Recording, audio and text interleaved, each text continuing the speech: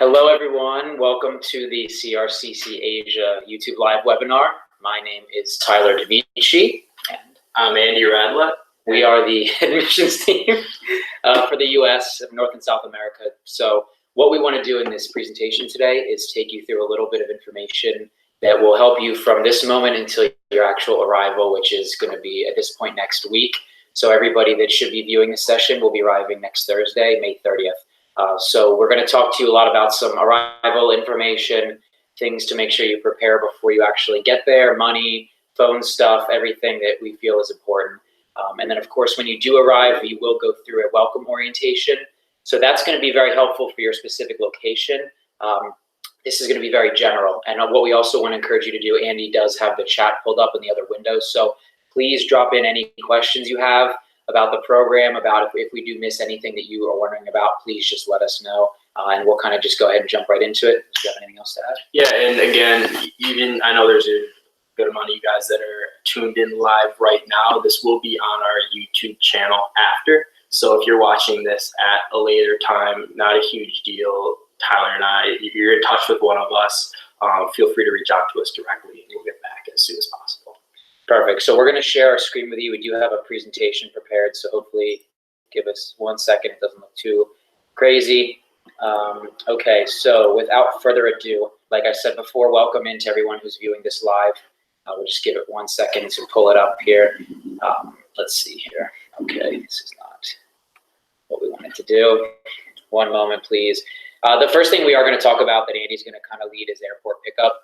And airport arrival. Do you want to kind of just start talking about it? I'll get this pulled up. Sure. So I'm sure the majority of you guys do have your flights booked. Again, this call or this webinar right now is for everybody on that May 30th start date. So essentially through that's again the day you want to arrive. So I hope all your flights are booked to arrive in the location, whether it's Tokyo, Beijing, Shanghai, any of our locations on May 30th. If you guys are arriving, the day before, on the 29th, that's not a huge deal at all. It's just that we won't be able to pick you guys up from the airport. So again, if you haven't done so already and you guys are arriving a day early on May 29th, just ensure that you have a hotel or a hostel or whatever it is booked for that day. And again, our staff will follow up with a little bit more instructions. So hope you guys are all excited. And again, our staff is really eagerly waiting you guys as well. So again, when you do arrive, again, the flights, if your flight arrives between 9 a.m. and 9 p.m., we're going to be there to pick you up. Our staff already does have your airline information if you did send it over our way. Again, if you email it to us, fill out that survey that we sent out, we do have that, and our staff will be obviously waiting for you at the airport. In the next few days, by the end of the week, your program staffs will be reaching out to you guys directly if they have not done so yet. It'll be our program managers that reach out, what's called our pre-arrival email, with a little bit more information on exactly where to find us at the airport. The specifics, whether it's Shanghai Pudong Airport, Manchester Airport, Badma, it's great to see you. And we will, we'll be there to pick you up. And another thing too that Andy, that we didn't bring up is alternate arrival instructions. So if you are somebody who's arriving to a different airport, for example, in Tokyo, if you're going to Narita as opposed to Haneda Airport, we've most likely already spoken about this, but you're going to be going straight to the accommodation. So do not try to get to the airport from another airport to try and meet the group. It's just going to be a lot more work and time and money. We just encourage you to go straight to the accommodation.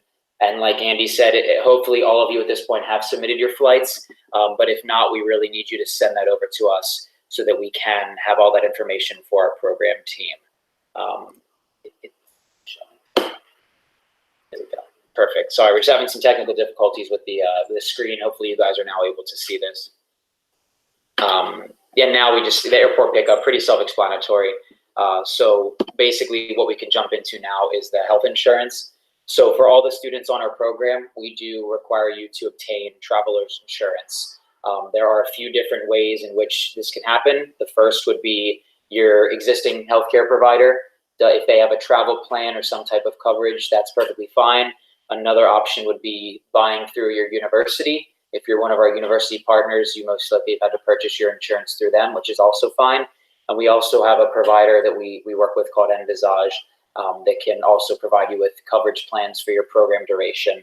The biggest thing on this is not only do you have to obtain this, but you do have to send this to us as well. If you've not done that already, please send us your healthcare information before you arrive, as this is very important for us to have on file for you. And again, in regards to the travel insurance, while I get the question a lot is if it's included in the program fee. It's not.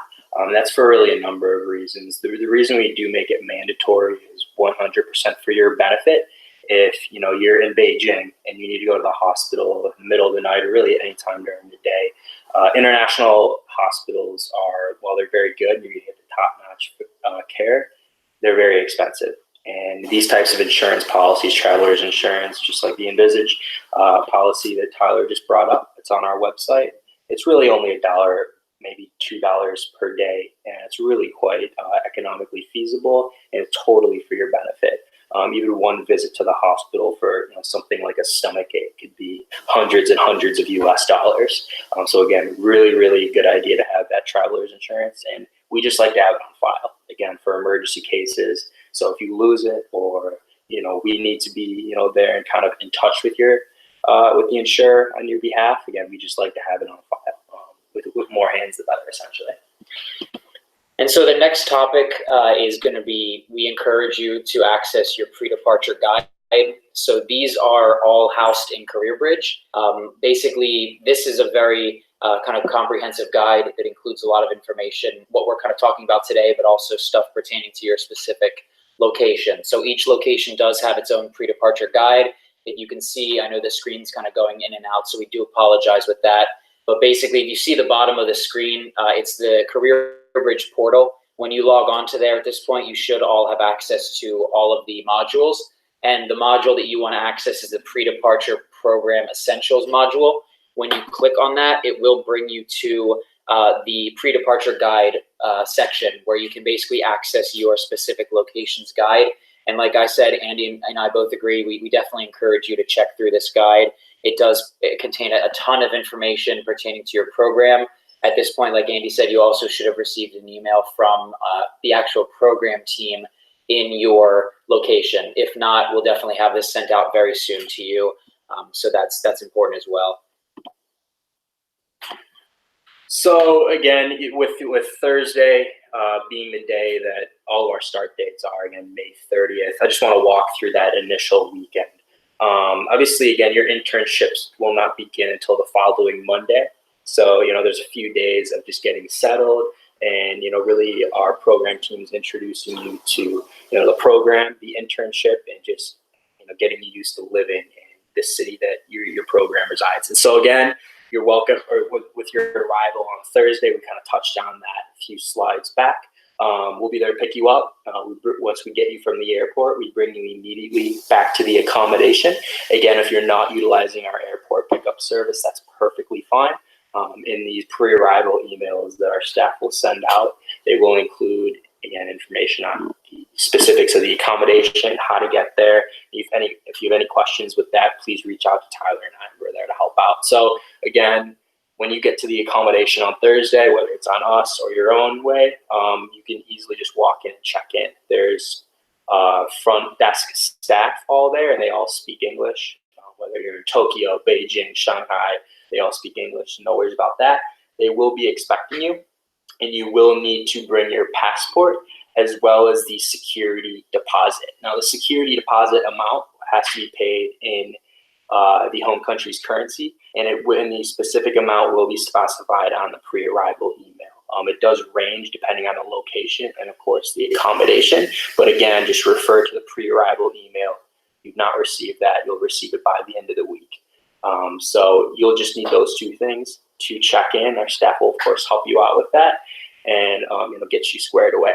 On Thursday night, for those that are arriving on that day in the mornings or the afternoons, we have like a informal dinner is what we call it. If you'd like to join us for just like an initial dinner with our staff, just kind of meeting everybody, getting kind of used to just going to a nearby restaurant that's near the accommodation. It really depends on the location. It'll be specified by our staff on the ground and in your welcome packet. But normally we meet around 6 p.m. or 7 p.m. in the lobby of your accommodation and take you to just get a meal. You will have to bring money for that. It's not included on the program, but all those specifics will be touched on by our staff on the ground. So again, a Thursday night informal dinner is going on as well. Then the next day, on that Friday, is really the full induction day. And that is a full orientation of the program conducted by, of course, our staff of the general manager, the program managers. You get to meet the placement team that has squared away your guys' internships for you guys. So you meet everybody, and this is more of the case to just inch you into living in, for example, Beijing or Japan for an extended period of time. We're just getting you prepared, going over the program schedule, how everything works, and of course, giving you tips on how to live in a place like that for an extended period of time. We go over what's included in your welcome pack, which is like getting your SIM card squared away, teaching you how to use the public transportation system with the Metro card and everything like that. If you have any questions at that time, this is when things are going to be answered. Our staff's more than happy to help and really answer anything that comes up. So it starts off with the initial presentation in the morning, maybe 1.5, 2 hours of just kind of going over everything like that. We don't make it boring, I promise. It's a little bit fun. Then we, of course, provide breakfast for you as well. And then during lunchtime, every location is a little bit different. Sometimes there's like a scavenger hunt around the area. Again, getting you out and kind of exploring outside around the accommodation, and lunch is provided as well. And then we give you kind of a free time out in the afternoon to explore. And then in the dinner, it's like what we call our welcome dinner. And that, of course, is provided. That's completely on us. And again, that's just introducing you to kind of like the local cuisine out there, going to a restaurant, whether it's in China, Japan, or even in the UK. Things are going to be squared by. Joseph, so you asked if it would be okay if we RSVP for the meal. And yeah, that's perfectly fine. If you want to RSVP before, just shoot us a quick email. You could, send us to Tyler and I. That's perfectly fine. Or you can just message your program manager. That's perfectly. If you RSVP and decide not to go, no big deal at all. It's just for numbers wise, so we know roughly how many you're going to be there, so we know how big of a place in the restaurant to book. Again, that initial meal is not included. You will have to bring your money for that, so no worries on there. Just keep us updated on whatever you choose to do. Saturday and Sunday after the induction day is really up to you guys, especially if you guys are going out to the Asian locations or really anywhere. Even Manchester is a bit of a time difference from the U.S., but you guys are definitely going to get jet lagged, exactly what you just mentioned, Joseph. You're definitely going to hit it. Happens to everybody. So the Saturday and Sunday is just for you guys. We do have some optional activities that, again, kind of depend on the city. And I know in China we have tours around the city. Manchester is very similar. Japan's very similar, but that will all be specified. Don't, if you're too tired, want to do something on your own, want to sleep in, we totally get that. Not a problem at all. It's all completely optional. It's really your time to relax, get to know the city, and just kind of adjust. Then Monday, first day of the internship, exactly what you guys have all been waiting for. And again, just as a quick reminder, on that first day, we do drive you, each of you, directly to your host company. So again, this will all be specified on the induction day PowerPoint, but we usually meet at the accommodation lobby around 9 a.m. or maybe it's 8 a.m. Again, depends on the location. And we have little mini buses going out. So there's going to be about 5, maybe 6 of you guys in each bus, and we just take you guys directly there, introduce you guys to the supervisor, get you acclimated, get you comfortable, and then going forward, of course, you'll be commuting to and from work each day. So this is just a quick picture of the induction day. Again, we have a full, kind of like a full presentation going on. As you can see, there's breakfast and everything provided on that first day. The breakfast is, usually of the local cuisine, but we try to make it not too adventurous at that point. And there's a lot of different selections. So if you're vegetarian or halal, or whatever that might be, we're going to have options for you. So no worries about that. And the essential information form that you guys filled out after you committed to the program, we already have all that information, so we're already prepared for you. First day company drop off. As you can hopefully see a few pictures. Again, I know we're having a few technical difficulties, but sometimes we'll take pictures of you with the flag and everything like that. But that's just that kind of the gist of how it is. The supervisor just knows when your ETA is. That's all informed of them before, and we'll just kind of get you situated that way. Now, in the accommodation, basically throughout the locations, you have your own private living area. In most locations, you'll have your own private room. For my China people out there, Manchester, you'll have your own private room. In Tokyo, and Tyler wants to expand a little bit more on that, you have your own private area. It's still kind of private and things like that. But own private area, then you share like a kitchen and a living room with one or two other interns on the program. And again, for the most part, same gender as well. Just kind of get to a few of the questions. Liz, in regards to what restaurant will be used, this will all be specified by our program management staff. Usually it's 5-10 minute walk away from the accommodation. Nothing's been confirmed yet. That's part of the reason we ask you guys to RSVP if you are planning to go, so we know just kind of a general idea how many are coming, so we know obviously how big of a place to book for you guys. So that's, if you are planning, just send Tyler and I a quick message. We'll square things away. Kason, thanks for joining, guys. Everybody, cooking utensils. Don't worry about that. It's all provided. Again, these are all fully furnished for Shenzhen, especially. Fully furnished, it's all included in the kitchen and everything like that. Another thing, I know I mentioned this before, Kason, with your second question, you're going to be receiving a pre-arrival email probably tomorrow or Friday at the very latest that specifies the exact amount for you.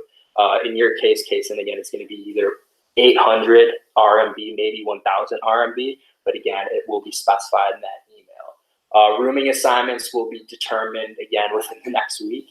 The thing about roommates, and I just want to mention this to everybody, we're very protective of our clients and our participants' contact information.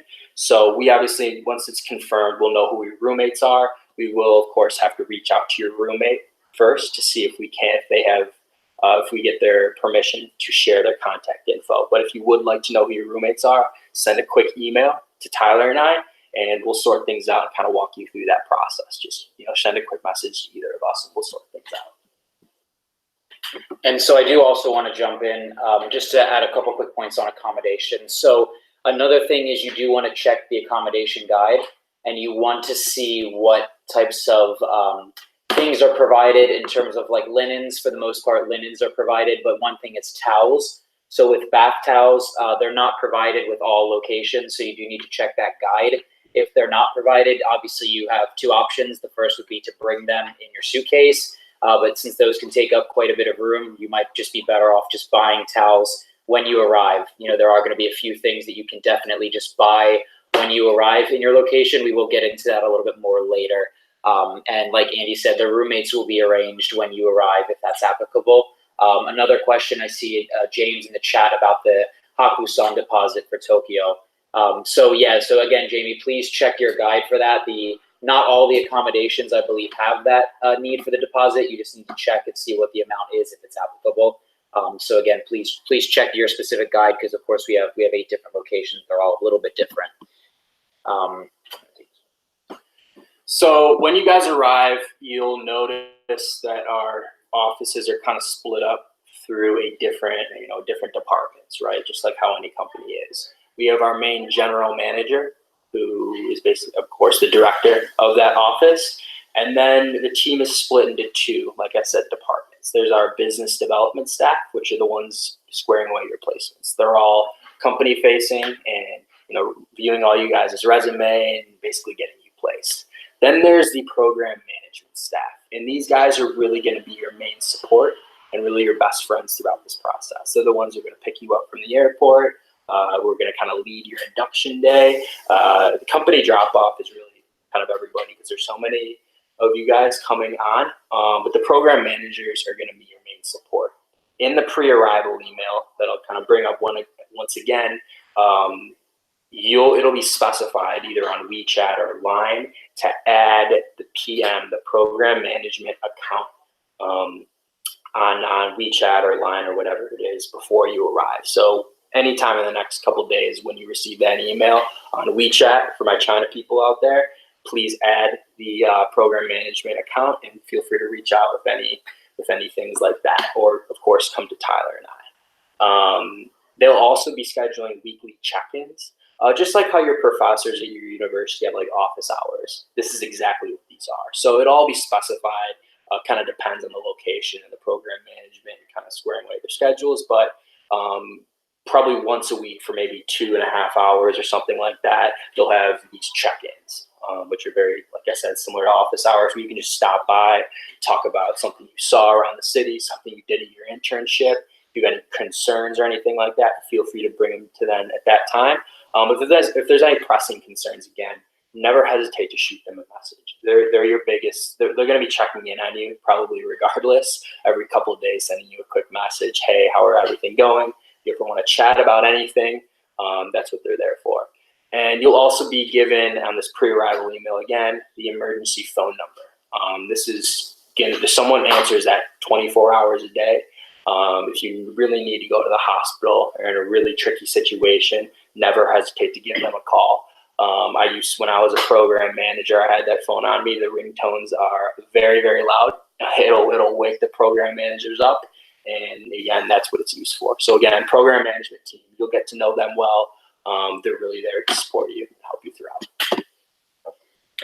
And so we can talk a little bit just more about that, the in-country support that Andy was just alluding to. So this is kind of split into 3 different sections for the most part. We will go into more on the events in a bit, but basically that is one of the biggest portions of our program that we kind of facilitate in order to help you all in learning more about your specific country's culture, but also getting to spend time with our program team and also one another, right? So of course you all will have your internships, you all will be doing that, for roughly 8-9 hours a day, but outside of the internship, we do want to be able to foster that sense of community as well. So we have several events. There's networking events outside of CRCC Asia that we send you information about. Typically send weekly emails by our program team when you guys are on the ground to keep you in touch with all these events that are going on.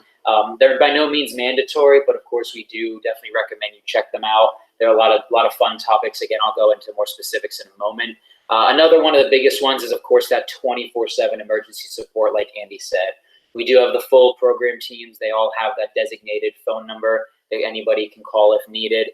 We take health and safety very seriously for our students. And like I said, we have very extensive measures in place to ensure that all of our students are supported from the entire program duration. And again, that does touch on the weekly drop-in sessions as well. It's a great way for you to get to know your program team and also, have a great conversation if you're having issues with your internship, if you want recommendations on booking a travel trip for the weekend or how to maybe take a train somewhere or better, better commute time for your internship. Our program team is always there to answer those types of questions and really serve as your advisors once you guys arrive in your program location. And so again, just kind of alluded to this, the program events are a really big aspect of the CRCC Asia program. Typically, we do have one event per week, and they do tend to rotate across 3 different categories. So the first category of the events is business seminars, so business-focused events. So these are ways for you to connect more so in the professional sense. They can include guest speakers, panel discussions, or even company site visits. There's many different themes that we rotate depending on location. These sessions are definitely, like I said, going to depend on your specific location, and the topic as well will depend on that. And so that's the first category, like I said, business-focused events. The second is more culturally focused events. Similar to the other one, it's going to depend very much on your location. For Japan, for example, maybe we do soba making or calligraphy or dumpling making. For China, maybe we do Tai Chi.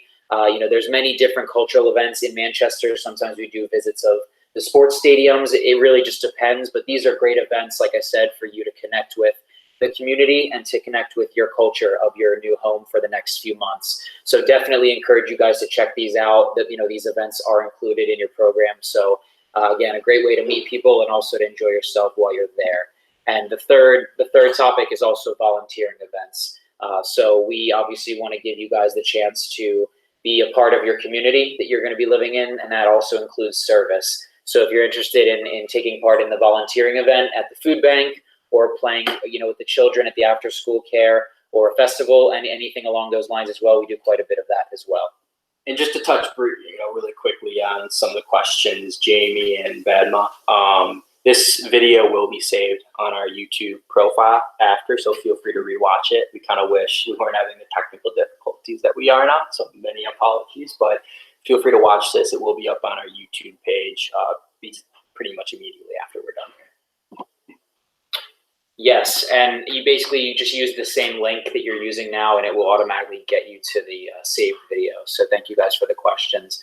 And so this is really something that Andy and I definitely can talk a lot about, is what to pack. We get these questions a lot. Of course, the first thing would be it depends on your location. It depends on you. There's many things that we recommend across all locations, but certainly encourage everybody. You all probably are getting packed. If not, you might be waiting till the last minute. I know sometimes I do that as well. Definitely do some searching on the internet. Depending on how long you're going to be there in your location, it's going to really depend on how much you're going to bring. You know, check with your airline. How many suitcases are you allowed? What's the weight limit? Make sure you're very aware of that beforehand. You don't want to go over that. You also don't want to bring too much stuff and end up having to leave some stuff behind. And just to kind of go off that, if you're really considering whether or not to bring something, the first thing you should do is obviously just ask us. A lot of the times students don't really realize this, and my first time really doing something like this when I did the program too, was I didn't realize that you can buy the vast majority of the things in a place like Beijing or Tokyo, like these adapters and things like that. If you're not sure, I mean, in China they'll still work, the US will still work. It's a different voltage, but it still worked for me. But if there's ever issue, you can still buy those there. If you ever want to discuss everything, obviously we're here for that stuff, or post it in the video in the live chat. Or, Tyler and I are happy to take a stab at it there. But something not to really overthink. Obviously, it's important. You don't want to leave anything behind, but keep in mind that that's what our program management staff is there to do, is to really help you if you need to buy something, where to go. Things along that nature. And on this slide, I know it's going in and out for you guys, but there are a few things definitely very important on this slide. The first one is to bring a laptop. For not all of your companies will have a computer provided. If you're not sure, you can let us know and we can check with the company, but I always would just say bring your computer with you on the first day. And if the company does have a computer or another device that you're going to be using, then you'll obviously know, but it definitely would not hurt to bring it with you on your first day. The same thing goes with the cell phone. So the cell phone situation is very important. The biggest thing for us, we talk about this a lot, is we do provide you all with local SIM cards that will allow you to access data and the Wi-Fi in your particular location. So what this is good for is this is good for using any of the messaging apps that we have in the later slides. So for Japan, we have a line that's going to be, allow you to communicate with people in the country. WeChat for China. There's also things like WhatsApp, which are very helpful for communicating with friends and family back home. Those are used with, again, Wi-Fi and data. Now, the one point on this is for able to use a SIM card for an international phone, basically, you do need to have an unlocked cell phone. So that really depends on your cell phone carrier. If you're not 100% sure, I would definitely recommend just reaching out to them and seeing if there is a way to either unlock your phone or if it is unlocked already. Otherwise, our provided card most likely will not work. For some of you, if you do have an international plan, that's perfectly fine as well. That's going to allow you the same thing, and you necessarily won't need our SIM card. Now, the one thing that's incredibly important is we do require all of our students to have a phone that is capable of making actual phone calls, that is not reliant just on Wi-Fi and data. That is really just for emergency situations. God forbid we do need to call you about something. We need you to have a phone number that will work no matter where you are.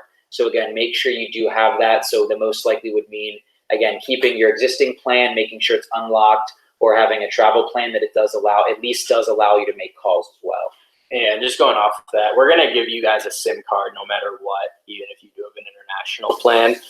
Just let us know which one's like going to be in your phone. You can just let the program management staff know on your induction day. Just exactly what Tyler said. We need to know how to contact you if there's an emergency situation or something like that. So we're fine with either. If you're still going to use your international plan, Verizon, AT&T, whatever it is, that's fine. We're still going to give you a SIM card regardless. It can be a nice souvenir, I guess. But yeah, just keep us updated on what you're planning to use. And this is another slide on what to pack as well. A couple of these things are optional. The first one is to bring a gift for your supervisor. So that really depends on your host country. At least for Japan, it's very much part of the culture and is seen as a very good gesture to bring a gift for somebody, especially an elder. That would definitely be well received if you're questioning what would I bring. One of the things that's usually pretty interesting is to bring something unique to your hometown or home city.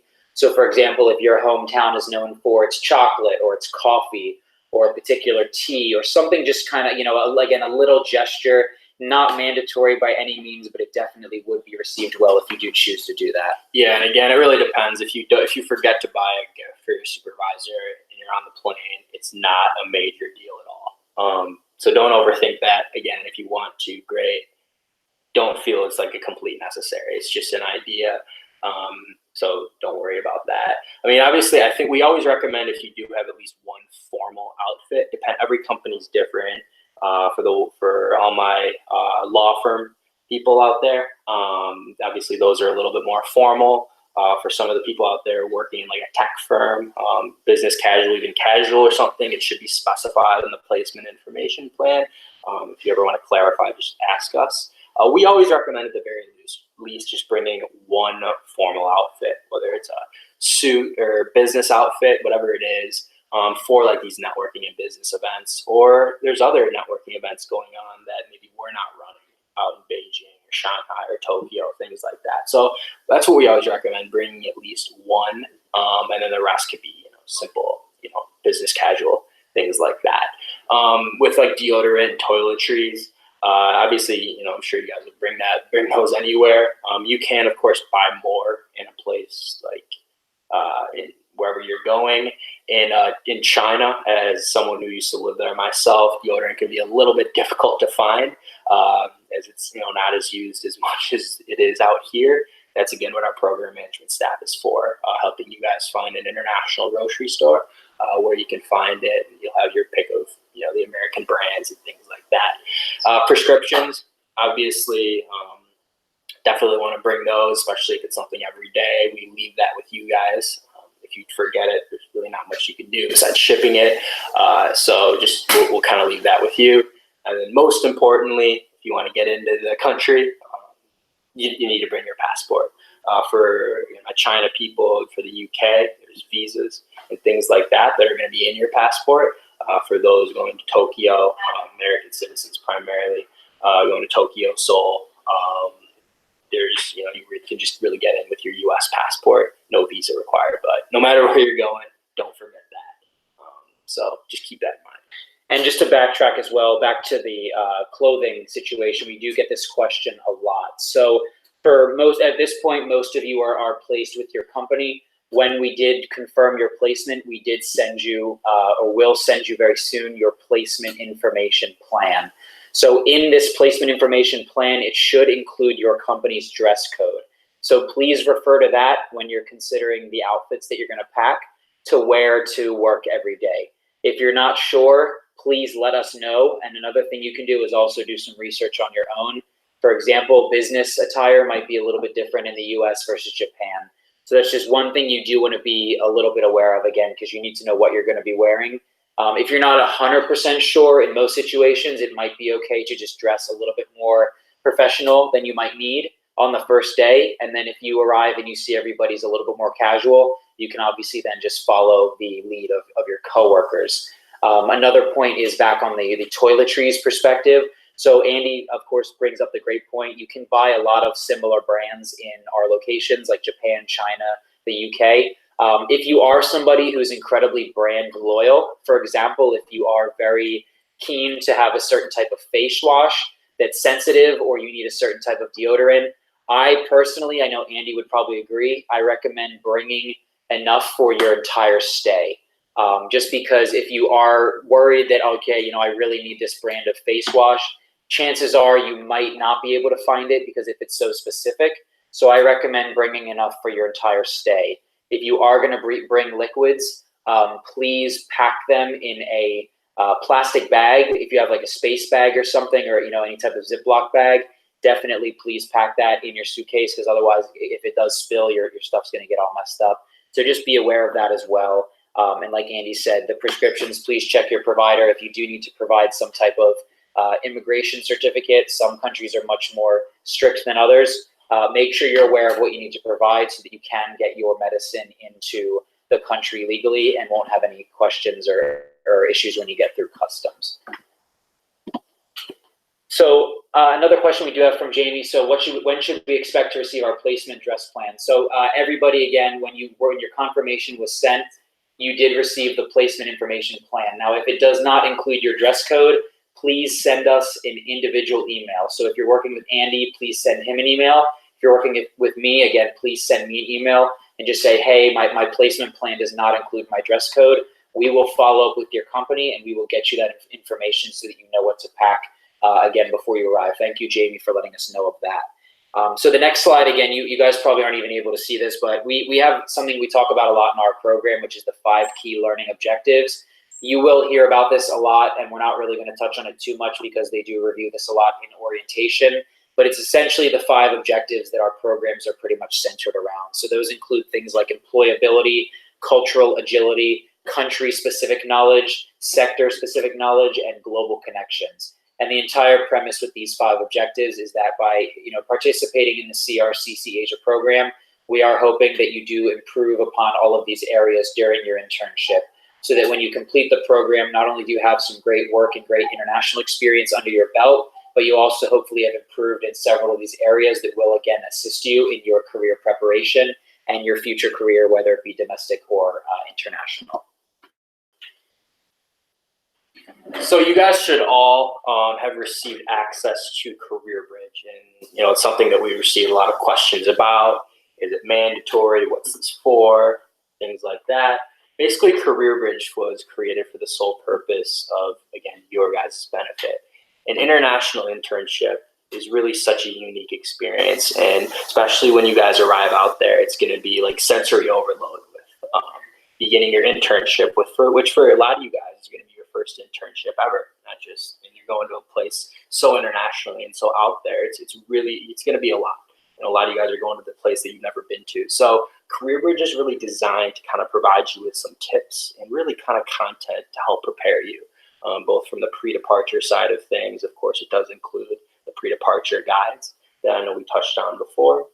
And also, just basically things on preparing you for, this type of experience from a professional perspective, from a cultural perspective, and things like that.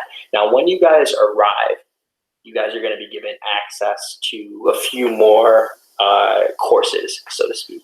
And this is really, again, maybe an hour or so a week, if that. Basically, it's just there to help you. It's going to kind of help you reflect on maybe what you're doing at your internship. And most importantly, we want to teach you guys how to convey this experience, whether, once you guys enter the job market, once you guys go through interviews after you graduate, this experience, this internship will be brought up on a job interview. It happens 99% of the time. It happened with me. It's all the time. And a lot of the times too, sometimes your companies are on the smaller side of things, or a medium-sized company that, maybe the company in the US that you're interviewing for has never heard of. How do you convey that? Well, we're going to help you out with that. That's what Tyler and I are here for. That's what the program management staff is here for. But that's also what Career Bridge is there for. It's kind of help you guys reflect, really understand how unique this exposure is, and really what you're learning day in and day out, and kind of having to reflect on that so you know how to when you're asked about it in a job interview, how to spin that and make it, really convey what you learned and why it was so beneficial for you. Because that's the whole purpose of why you guys did this program. That's why I did it. I'm sure that's why you guys are doing it, not just for the adventure and things like that, but to really expand your professional development and really learn something from it. So that's what Career Bridge is for. It's really just there to help you. Don't overthink it. If it's between staying inside and going to Career Bridge or going to like some networking event that a lot of your friends are going to when you're out on the program, definitely go to that networking event. Just do whatever you'd like to do. If there's ever downtime, not really doing much, feel free to look through it. Again, just there to help you. And I just kind of mentioned this before, kind of went on to this slide. At the end, once you do complete all the courses, you're going to receive kind of like a certificate, for completing the curriculum. And again, it's just going to be there to really help you guys as well. This is just kind of a brief layout. I know you guys with the technical difficulties having a little bit of issues, but I know it's going in and out. You guys have all kind of seen the interface of Career Bridge. One thing I do want to mention is that if you guys ever try to log in and it says that your account is inactive, email your admissions advisor, me or Tyler, immediately, and we'll sort it out for you. It's a quick fix on our end. Essentially, your accounts are going to go inactive after a period of 14 days without logging in. So we do recommend it's kind of like an incentive for you guys to keep it, to keep logging in. But if it ever happens, it's a quick fix on our ends. Just let us know and we'll fix it for you guys. So money, this is our next topic, is going to be talking about the money situation. It's definitely a question Andy and I both get a lot, and there are a lot of important points with this particular topic. So the first and foremost thing that we want to tell you guys to make sure you do before you depart for your trip is give your bank a call and tell them that you are planning on doing a significant amount of travel over the next several months. You can usually give them a call, or for some banks, you can do this on like the online portal. This is incredibly important, not only for yourself, but for the safety of your account.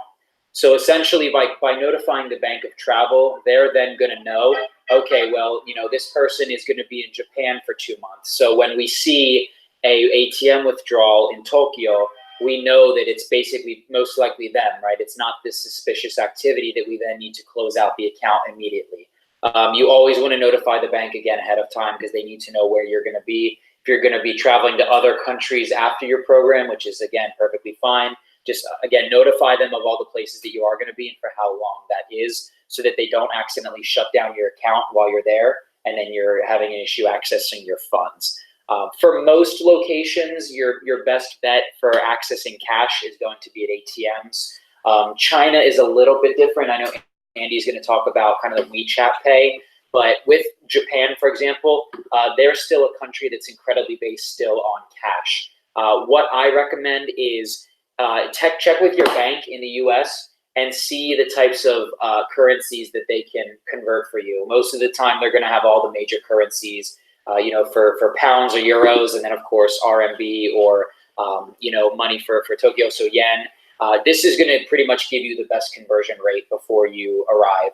I definitely recommend converting a little bit before you get there. You're going to need cash for, again, your housing deposit, depending on your location. If you end up missing the airport arrival and you need to take a train or a taxi, you're going to want to have cash on hand. It definitely doesn't hurt to have this. And then basically for most countries, you're going to have ATMs, everywhere. So for Japan, for example, they're literally in every 7-Eleven or every convenience store on every single corner. You're not going to have any problem accessing that.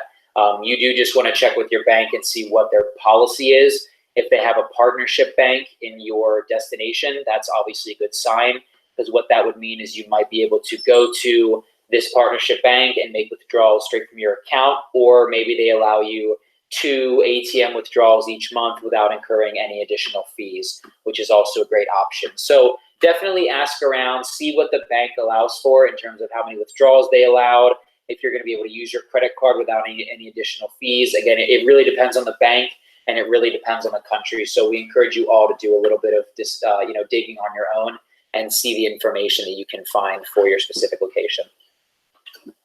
So yeah, Jamie, I'm glad you brought that up. HSBC, the Great Bank's obviously very international, all over Hong Kong and China and really all over Asia. So, and I'm pretty sure they have very little, if any, exchange fees, which is wonderful. But for those that have, maybe smaller banks, credit unions, things like that, just double check with them and see if they do have a partnership with a bank out in China. Now, I use a very large bank here in the U.S., Bank of America, which I'm sure you guys all have heard of, if not already used. And I know that in China, in mainland China, they have a partnership with China Construction Bank. So when I live out in China, if I ever wanted to use my debit card, my Bank of America debit card, I could go to a China Construction Bank ATM, pull out as much money as I wanted for 0 exchange fees, which was quite nice.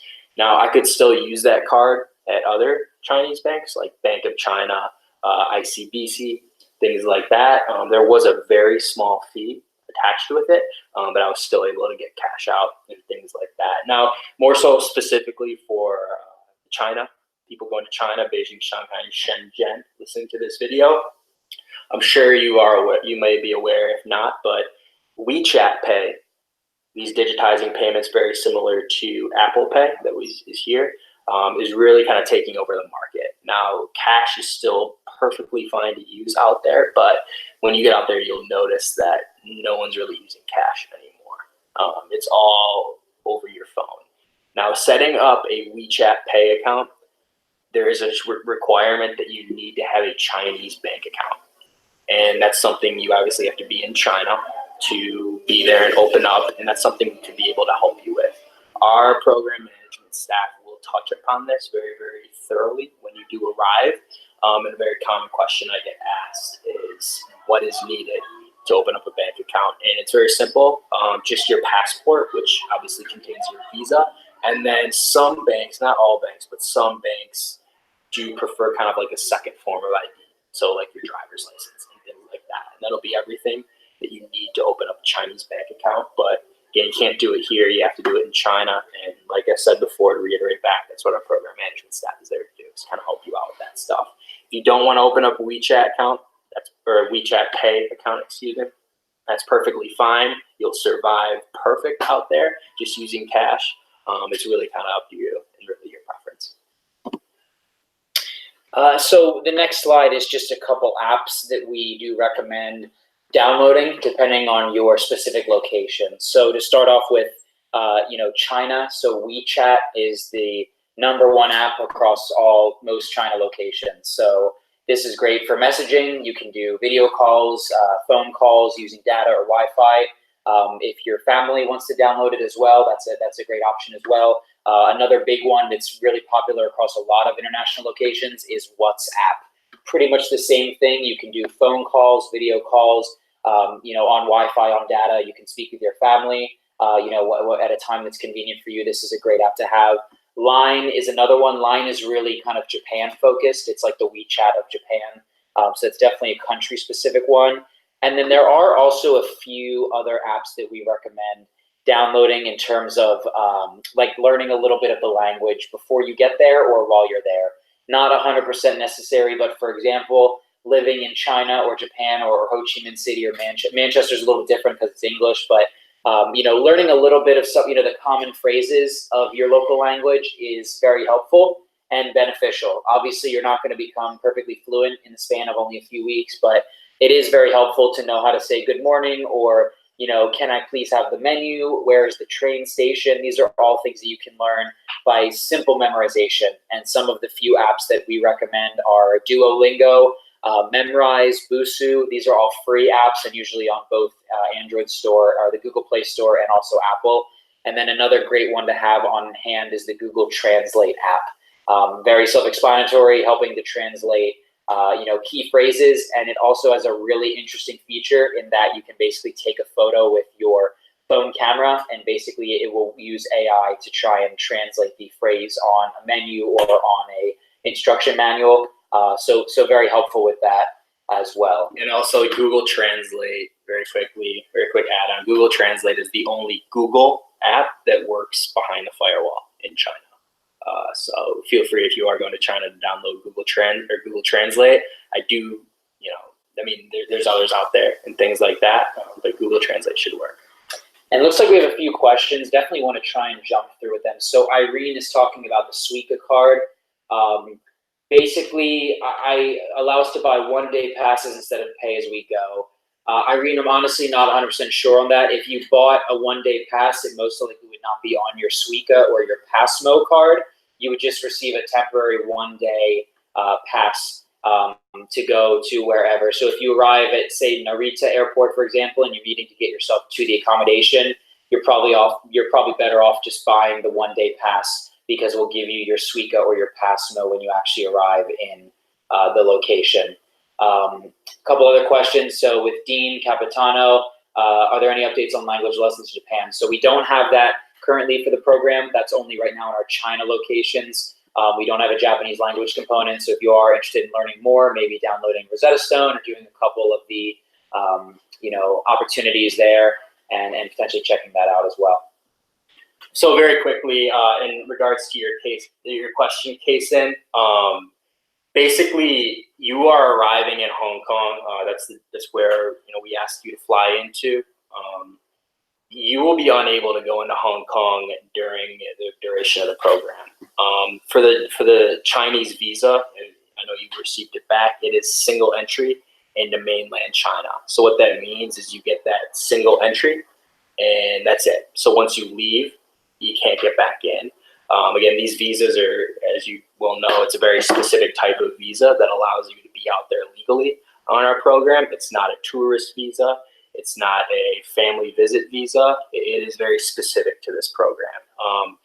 That's kind of out of our hands, the amount of durations you get. It's completely up to the consulate, and everybody has been given a single entry visa. So what that means, Kason, is you'll be unable to go there during the program, because if you do, you will be able to get back. Now, you don't need a visa to go to Hong Kong because you're an American citizen. You get one on right when you get there. So if you do want to explore Hong Kong, either do it before or do it after. Because if you go during your program, you're not going to be able to get back into mainland China. We wish that wasn't the case, but we kind of have to go with what the guidelines have been given to us from the Chinese government. So that's kind of a little bit of background on there. So Bad Mo's right. Again, you don't need a visa to go to Hong Kong, but if you go during a weekend during the program, you're not going to be able to get back into Shenzhen. So that's kind of just addressing there. And then Jamie, yeah, you're right. Rosetta Stone is a good resource that also costs a good amount of money. These apps are completely free. So that's, if you do want to buy Rosetta Stone, go for it. We're all for that. I'm sure you'll get quite good, but it does cost some money too.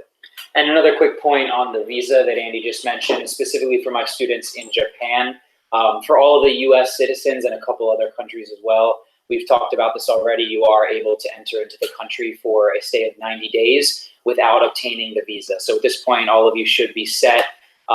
Basically, if you have obtained a visa, if you're one of our Chinese students or another ethnicity or a nationality going to, say, Japan, you need to be aware if your visa is single entry, which for the most cases it would be single entry. So like Andy mentioned, what a single entry visa means is that basically you enter into the country, and once you will leave the country, you're not able to return on that same visa. So if you are somebody going on a single entry visa, you need to be very, very aware that you are not allowed to leave the country for the duration of your program.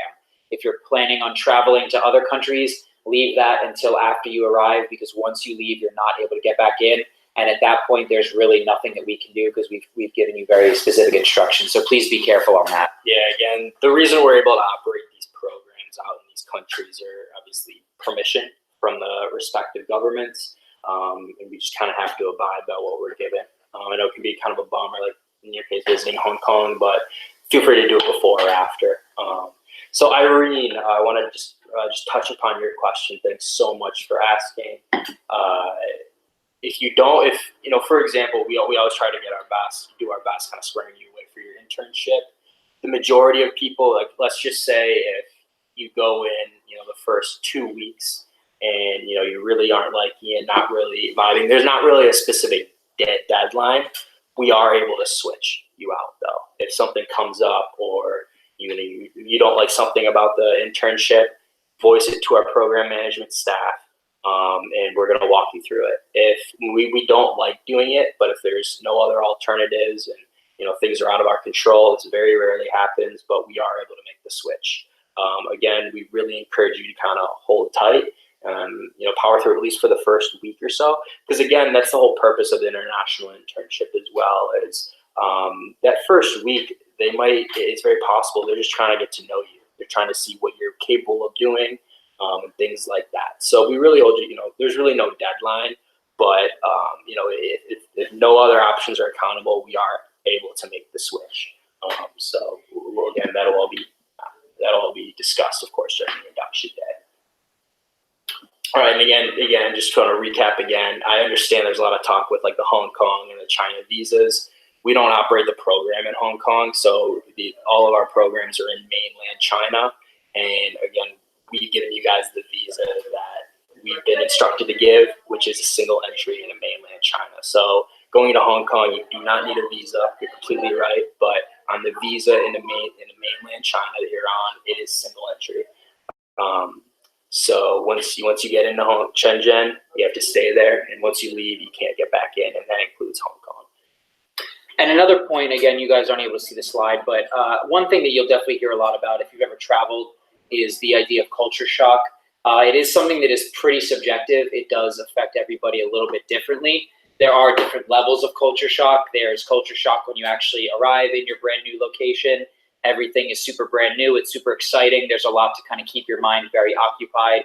You start your internship, you progress through, and then there are, situations and levels in which you might ebb and flow in terms of your happiness level, stuff like that. So just be aware of that. It is something that, again, affects everyone a little bit differently, and just understand that it is part of any international travel is being a bit unfamiliar in your environment. You're not going to know everything straight away. Language barrier, cultural barrier are all things that play a factor in this. But again, that is part of the exchange program, and is something that you definitely will be able to, again, you have plenty of resources on the ground as well. If you are struggling with something and you need assistance, or you just are, having a hard time with whatever, please reach out to our program team. That is, again, why they're there.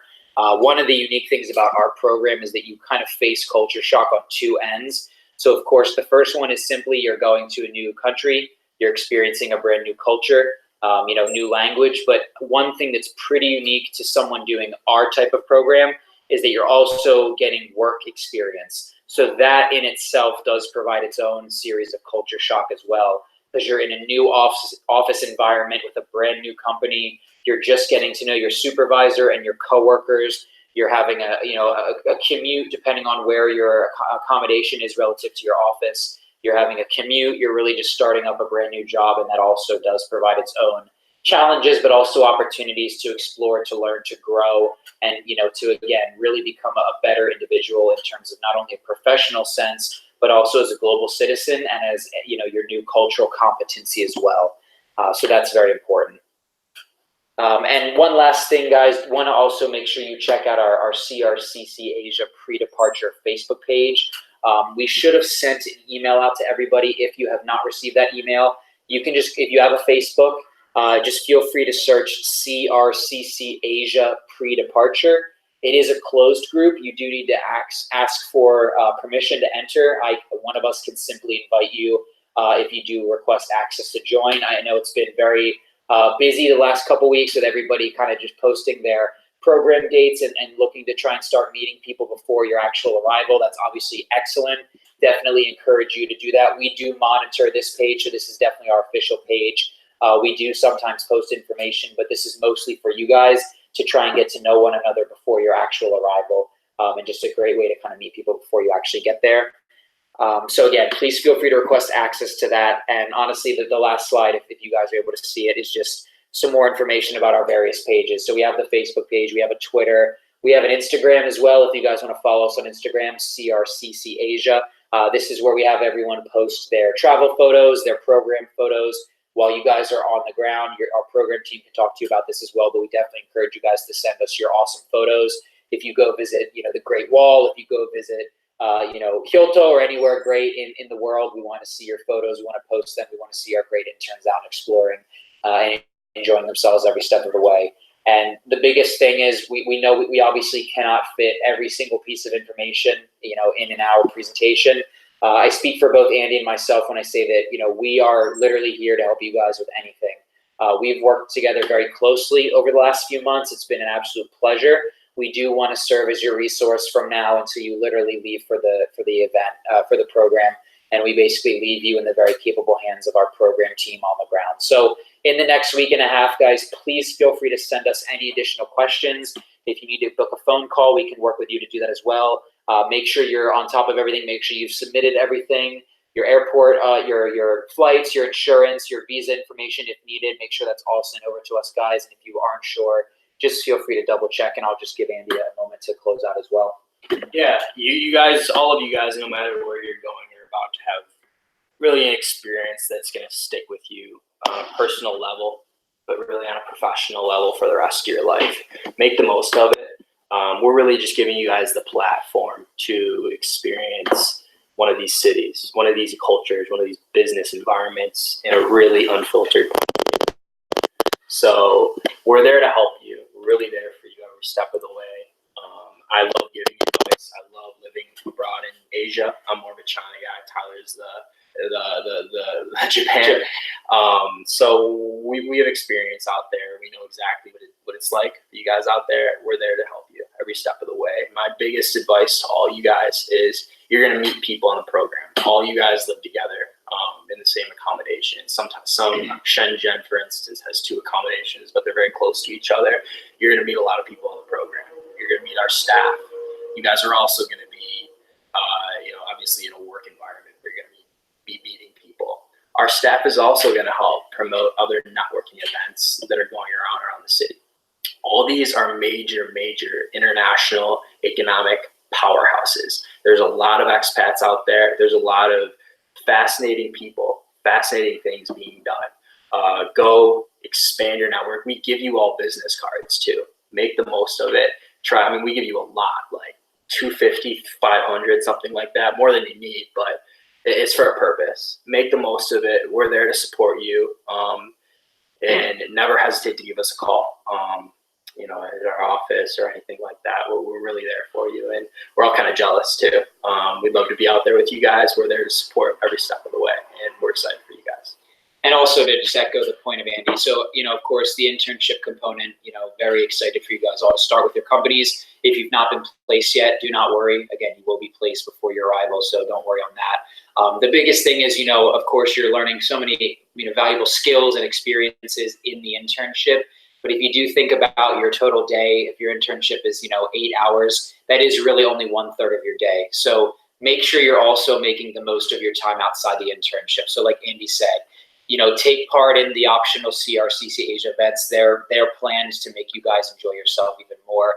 Experience a lot of the local culture, try all the food, go travel, make sure you go travel throughout the country. Again, be aware of your visa, make sure you're not overstaying your visa or violating it by leaving the country. But if you do want to do a weekend trip, please go ahead and make sure you travel. Just let our program team know if you are going away for, several days. That way we just know where you are. We don't need to be worried if we haven't heard from you, but take advantage of all of that. Check out all the festivals, especially it is going to be the summertime. So a lot of great things are happening in the community, festivals, events, different types of expositions and shows. So guys, just check it all out. Please enjoy yourself and definitely keep in touch with us as well. I know we're all really excited. For me, this is actually my first big group going out on the program. So I'm really excited for all of you. I know Andy would say the same. So for all of you who joined us live, thank you so much.